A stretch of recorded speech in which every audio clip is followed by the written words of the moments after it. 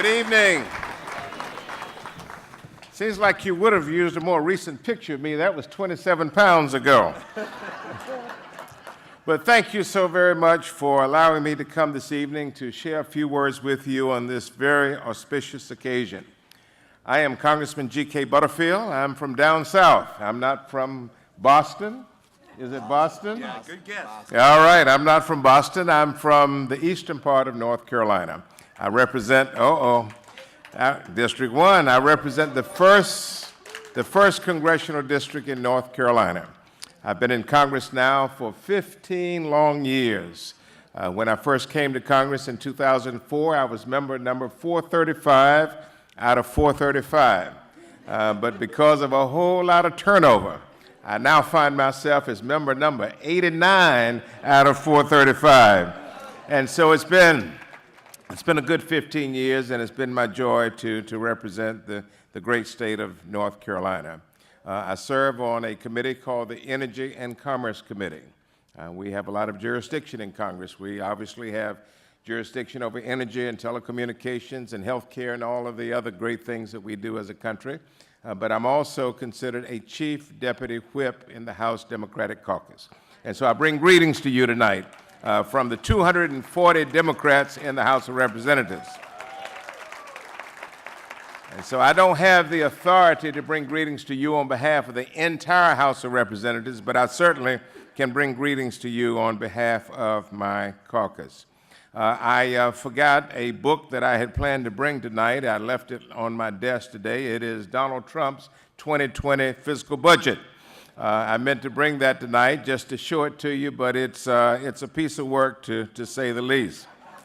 He calls for some $3.6 trillion in revenue, but yet $4.7 trillion in spending, which means that your deficit and my deficit, if we adopt Trump's budget, and we won't, will climb more than $1 trillion over the next 12 months. And so this is day one in the budget season, and so pay attention to what's happening there on Capitol Hill. But I've come tonight to celebrate the National Community Reinvestment Coalition and the great work that you are doing in this country. And I'm just so delighted that I was able to come a little bit early this evening. I was planning to arrive right at 8 o'clock, but traffic was rather light on Connecticut Avenue, and so we got here a few minutes early. And I'm glad that I did, because I had a chance to hear John Taylor, your president and your founder, give his presentation a few moments ago, and it was absolutely powerful. It was absolutely an accurate description of race and poverty in America. And so thank you, John, for your great work. But I'm here tonight for a very special occasion, and it's my pleasure to share a few words about a friend, a constituent, young lady that all of you know named Stella Jones Adams. I've known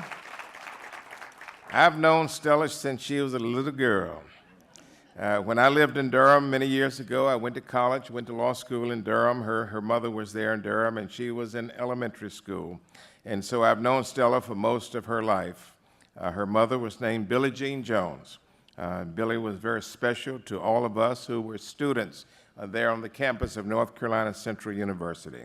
As some of you may know, her mother recently passed away back in January, but she left a legacy in Durham and in North Carolina that will last for generations. You know, it doesn't take long after meeting Stella to feel her intellect and to feel her passion for the causes in which she believes. It wasn't very long ago that communities of color were left completely vulnerable to discriminatory lending practices at the hands of unscrupulous banks and creditors, and John just spent 20 minutes talking about that. The laws of North Carolina did not adequately protect African American borrowers from economic exploitation through subprime mortgages and predatory lenders who targeted the most vulnerable of our communities for loans and with astronomical interest rates, and you know what I'm talking about. All of these practices limited the socioeconomic mobility of African Americans and Latinos in North Carolina and actually around the country, keeping them from their share of the American dream. Stella saw a problem with that. She has worked tirelessly to make sure that hardworking citizens and communities of color have equal access to housing without having to sacrifice their financial independence in return. For years, Stella has educated the private sector and has raised awareness about the needs of our communities as they relate to fair housing and access to capital. Her efforts culminated in the North Carolina General Assembly's passage of one of the strongest, and those of you who do this work every day, you know what I'm talking about. We have one of the strongest anti-predatory lending bills in the country, as well as other housing reforms at the state and federal levels.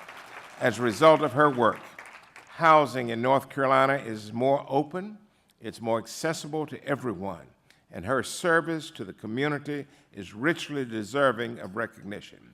Finally, in closing, I must mention, but I shall not dwell, I was told that this is a nonpartisan event, and unless you've got the skill set of John, who can sort of navigate in a nonpartisan way, I will keep it very brief.